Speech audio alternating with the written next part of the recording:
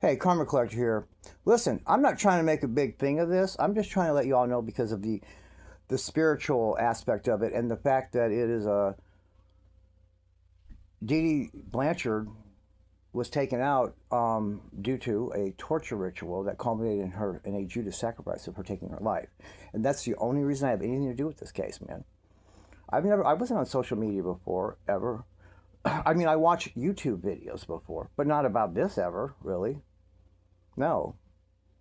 I watched other things, but nothing to do with this. And I've never done social media, man. I'm on here because the occult and there's Satan worship. There's Luciferians. Same way I started on Wendy Adelson. Same way I'll do those bitches in the Idaho 4. You'll notice they all have a scapegoat. Nick was a scapegoat. Someone outside the Brotherhood they blame it on. All right? Bryan Kohlberg, or whatever his name is, he is a scapegoat. They got him involved enough to where they could put the whole thing on him. Scapegoat outside the sisterhood. Wendy Adelson, she manipulated her brother and her mother into doing it, having the job done for her. But not only that, she had manipulated another guy named Jeffrey Lacoste into being set up as a scapegoat also. But there was a turn of events. But I'll get to that in that video. What I'm saying, guys, is this is why I do this. I'm not a true crime person. Wasn't doing anything. And this isn't even just my channel. It's our organization's channel. Okay? I'm just the one doing the videos. Okay? So, that's why, all right? And I'm telling you what this is. Because I wouldn't even have known anything about it. I believe the whole narrative with this bitch. Okay? I didn't care. I thought, well, her mother was a wacko abusing her, all kind of medically and all this stuff, I thought. And, her and her boyfriend, she got a nerve to escape this wacko evil bitch. Well, good for her. That's what I thought. Good for her. She did a little bit of time for it. All right, whatever. Until I find all this, and then all this shit was brought to me. Not to me, but to our group, okay? That's why. So this is what this is, man. Okay? Let's talk about it. Let's talk about the name Aurora, okay? Now, we all know that Lucifer is an angel, a fallen angel, right? He does not have a mother. He's an angel. God created him, all right? But in Roman mythology, okay, there's another different Lucifer, and this is the way they do things. There's a Lucifer whose mother is named Aurora, okay? Now follow me.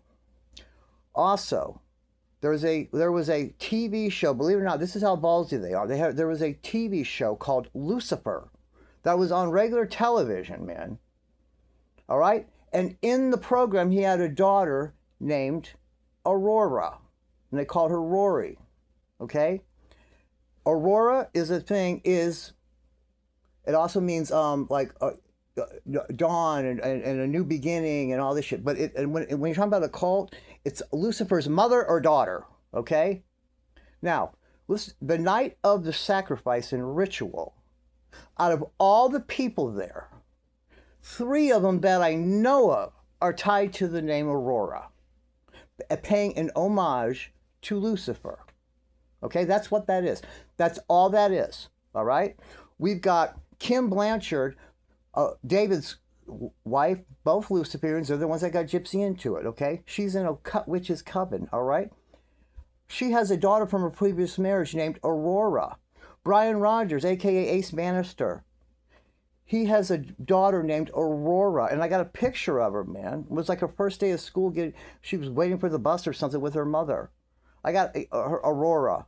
And then we know that Gypsy right away, as soon as she found out it was a girl, supposedly, Aurora. Christine named her female dog Aurora. There's a reason why they're all naming this name Aurora. And Aurora is an ugly fucking name. Okay? Sorry, there is a couple of viewers that I have that name. but sorry, it's an ugly name. You can't win them all. So it's not that everyone's falling over, dying to name their kid Aurora. It's because of the ties to Lucifer. Period. That's why that is. Just like I've told you 100 times why this bitch December 28th comes up with everything. I've told you that. We don't need to go over it again. Okay, so all those people, what are the odds, guys? Let's talk about Brian Rodgers, aka Ace Banister's article that I have, and I just put it in a video. He's been charged with rape twice. I guess one of the times the second time I guess he got convicted finally and went off to prison for some time. But the first time he was charged with rape and was out on bond, I guess, and or they couldn't move forward with the charges or whatever because guess what? The victim came up missing. They can't find her locator. Now, I don't know if that means that she took off and just doesn't want to cooperate. Is she just missing? Is she, you know what I mean? So I don't know there. But then he got charged again. What he did is some woman was going into her workplace or whatever early in the morning somewhere, and he just pulls up and grabs her in his truck and takes her home and it got her in a room and is just raping her until she screams for help. And then his roommates are like, "What the fuck, man? You can't just bring home people and rape them here." All right, I got the article. You can see it. No, he wouldn't be involved with any kind of Luciferian, any kind of devil worship shit or killing anyone. No way. Plus, guys, you guys can see attached to that same video are all these Facebook posts that he made. One of them, the night of the crime, June the 10th of 2015. It says, "What a day." And it's, guess what? Dungeons and Dragons. And it says, "Let's get this party started." Dungeons and Dragons is D and D for DD. Not even a month later, there's one with the fucking Nike check mark, and it says, "Just stab it, D&D for DD." He posted that. All right? There's a post from a couple days after the murder. He posted. It says, a good friend won't, some shit about a good friend won't ever talk about it again or ask you questions. They'll just help you move a body. Okay, then there's another post within a couple days of the month that said, well, everybody just calm down. It was only a murder. You guys, this was all within the month, and one of them was on the day of the crime by this guy that I'm telling you was there and actually assisted Gypsy doing things to her mother during the torture ritual. Okay? Dan Glidewell, we have stories from some of his ex-girlfriends that are so despicable and disgusting, the things he's done to them. This is where we get this information from, guys, okay? I have at least 3 different and you see, Dan Glidewell, I can tell you, is a complete animal by a lot of different things. And Brian Rodgers, I just told you enough that you need to know, okay? Those two, they say, grew up almost like brothers together. Okay, well, if they're both disgusting, despicable maniacs like this that tie their girlfriends up and take girlfriends out into the woods, and then take the keys to their car where they're in some kind of trailer, some kind of shit, and Dan Glidewell's got them stuck out there for days. He can do whatever he wants to them, and he does.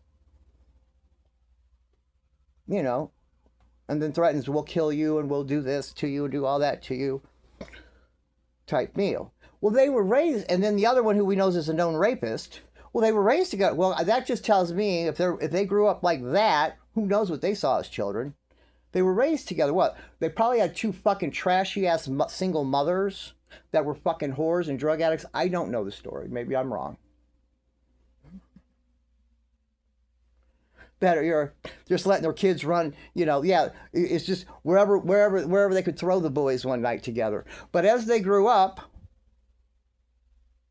I've got evidence provided by True Chrissy of 3 fucking different addresses that these 2 clowns have been roommates at. And they were roommates at the time of the crime. And we know that whore Gypsy was always running over there, fucking both of them. All right? None of these people are fucking, discriminate about anything, okay? I have 3 of them. The time of the crime, they were living together. Plus, I have two addresses in Springfield. I don't even know if that was one of the addresses. It might be 2 additional ones that she provided me. But I know I got 2 and 1 in Arkansas even. They even go to another fucking state. That's how tight these two disgusting clowns are. Oh, no, they weren't both there. I've been saying the same thing since the very first day I came on here. Before I knew anything about any of these people on here. I didn't know who the fuck Fancy Maselli was. I didn't know who the fuck any of these people were. Bree, I didn't know any of that. And I came on here with what I knew independently. Not from anybody like that. Independently, people coming to us with this. Okay? This is all true and real what I'm telling you. Okay? So that's who was there that night, you guys. It's nothing else. They did it on the kitchen floor. It was a ceremony and a proper ritual. It had to be filmed. This was a formal deal for Gypsy to get in here. To be into the brother. This is a formal thing that they did. And David Blanchard was the one telling them what to do. They had to torture her. They were torturing her before they slit her throat. You guys, this autopsy, it's not, those aren't even pictures of her. Or if they are, they altered them, guys. Come on. That autopsy is not real. I'm going to make a whole video on that. David Blanchard made one phone call and said the whole thing went south. Gypsy didn't take him out too like she was supposed to. Let's put it in action. Immediately, their people in Missouri are called, and then guess who comes on the scene? Mike Stanfield, who is a Luciferian 100%. Dan Patterson is a Luciferian 100%. I know this. The only one clean in it was the judge. And I think he was threatened or was just given a bunch of money or whatever, because at first he was not going to go along with the plea agreement for her. He said, what are you talking about? Because he knew the hitman, Nick, should have got the plea agreement and testified against this bitch. That's how it happens in every single other case. In all of the history of American jurisprudence, I got $1,000 if you can find me one case where the state asked the principal who tracked someone down to kill their mother. And it doesn't matter if you pay them with money, with goods, with promises, or with pussy, or the promise of thereof. It doesn't matter. It doesn't matter. If you just ask them to do it for a favor. If you ask them to do it because, well, they're abusing me, they're still they are still termed the hitman in the legal, in that they are the hitman in this. And this bitch is the principal.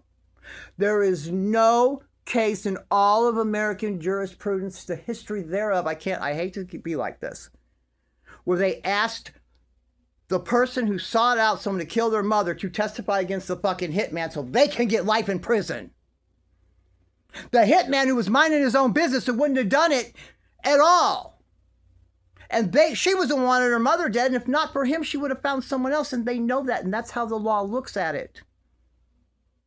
They look at it where the hitman wouldn't have never done that. They would have never known these fucking people. And if it were not for that hitman, they would have found someone else to do it anyway. That is how they rationalize it, okay? So they made I will do a whole video. They made the autopsy around their narrative. They had 4 days. They knew where the body was right away. David Blanchard called and said it went south. They knew. They had the body on the 11th, but they didn't. They left it there. That's why it was this big thing, guys. I'll tell a whole video on that, man. This one's running too long. Okay? But they went right into action. Stan was a Luciferian, Dan Patterson was a Luciferian. The judge was either bribed or threatened, and the, what's his name's attorney? He's adjacent too. He was in on it. You guys, public defenders are assigned to you. And the prosecutor's assigned to the case. The only one that's random, or it's just because the crime occurred now, is the judge. They either do a random pool, or they do it like the next, or like say they have 4 or 5 judges in that circuit. They'll be like the next judge up gets the next case, or they'll do it, everyone arrested on this day is going to all have this judge in the penalty division, or they have one, they pick at random in the computer. They do it a lot of different ways to select a judge. But the prosecutors are either done by, like, okay, the type of crime, like usually I think it's a sex crime or murder, or it's something, unless it's a small city, then they just do them all. But the head of the prosecutor office, the district attorney, will assign the cases to the prosecutors. The public defender's office, the the public defender, the elected public defender. All the public defenders are their employees, you know that, and they assign cases. Mike Stanfield walked into the courthouse and signed on as the attorney of register for Gypsy on the 15th of June. They found the body and arrested her. They actually had the body on the 11th. I told you that, but they acted like they found the body on June 14th and arrested those two on what? June 14th on June 14th, right? Or maybe June 15th. I don't know either way, but Stanfield went in it doesn't matter. The day of, it's even worse if it's the day of. If they arrested her them on the 15th and he even went in on that day in Missouri, it's even worse than I'm saying. You guys, they were in Wisconsin. Missouri had nothing. Guys, Missouri didn't have anything to do with it as far as the court goes yet, okay? Of course, it was Missouri's charge. At this point, Wisconsin arrested them and was holding them for Missouri, okay? But those two had the right to fight extradition. And at that point, they would have given them a whole set of attorneys from Wisconsin who would have tried to fight extradition for them. Of course, they would have finally lost. It's just a lengthy period. What happens, guys, is they hold them and tell them now. So then that prosecutor there has to contact it's all in writing and shit. The governor's office there in Missouri. That governor's office contacts this governor's office in Wisconsin and you know what I mean, has to request, well, we want them. And then they go back and forth and they go to court over it. Okay, it goes on and on. It can go on for a while, but it's stupid because they're going to lose anyway, all right? And none of that time will count against your sentence. The whole time you're being held in Wisconsin does not count as jail credit against your Missouri crime. Their jail credit did not begin until they stepped foot there in Missouri. Okay? But no one knew what was happening on the 14th or 15th like that. And he goes in right away because he's a Luciferian. They said, you're going to be your attorney, get in there. They assigned one to him right away. But they didn't do it that way. He didn't go in and do that because public defenders don't even do that. Don't you guys understand this, man? Public defenders do not go in like that and register as he just went in there, took upon himself and said, okay, and went in there and registered in the courthouse as her attorney. So she couldn't be assigned to anyone else random or however they're going to do it. You have to understand that he was a public defender. He was they are normally in their office. They're just, when they got this new case, they would have handed it to one of them. And they don't go up there and do that. It's done from their office. They put on who's the attorney record. This guy, to get ahead of it so they couldn't give it to anyone else because he's a Luciferian. They have him planted all over the place, man. They're running the world. Went up there and did that. When they were still in Wisconsin, and no one even knew if Missouri was for sure going to get them back yet. They would have eventually, but guys, the law doesn't operate like that, man. They do it in a sequential order. One thing kicks off another thing to happen. That's how it goes, man. And you don't start doing any planning or doing any kind of shit until the extradition's handled. Because they're going to have to send attorneys. It ain't going to be the attorney in Wisconsin fighting to get them extradited. No. Missouri was the one's got to fight to get them back against a defense attorneys there for them. It wouldn't have been a big deal. They're going to give them over anyway. But that's still how it works. You have a right to fight extradition. It's a different fucking state. Guys, it's exactly what I'm telling you it is. They're Luciferian devil worship. She did a deal. And this is why she got these movies, books, TV show, all this shit handed to her. Went to see Kim Kardashian. They hooked her up with Jeffree Star. They're Luciferians. Guys, this is all what this is. All of this, man. All right? All right? I just want, come on, guys. Okay? We have to now, time to step up and expose the shit. Get this right, man. Okay? All right. Let's see what Becca and the rest of them have to say. All right. Oh, I also want to mention this before I go. All this shit I've been saying, You can better believe between Mike Stansfield, because I've said from jump what he is. I've said what her other attorney, the attorney that divorced her, the family attorney, Jeray Jarreau, she's a fucking devil worshiper too, that gets children removed out of their home and given over to wealthy elites. I've discussed that already, okay? And David Blanchard and Kim Blanchard and Bryan Rodgers and Dan, all of them are on social media and all this shit. Every one of them have been informed by Mike Stansfield and or Gypsy or that. You know that. Or they've seen it themselves. You know that. And not one person has confronted me. Not one person has tried to message me. Not one person has said, what the fuck are you talking about? Nothing. They've had a couple women or girls or posing as it in comments trying to tell me some of my videos. Stop. Dan wasn't there that night. No. Dan was with, no, Dan was, okay? That's all they've done. No one has formally denied any of the shit I've said.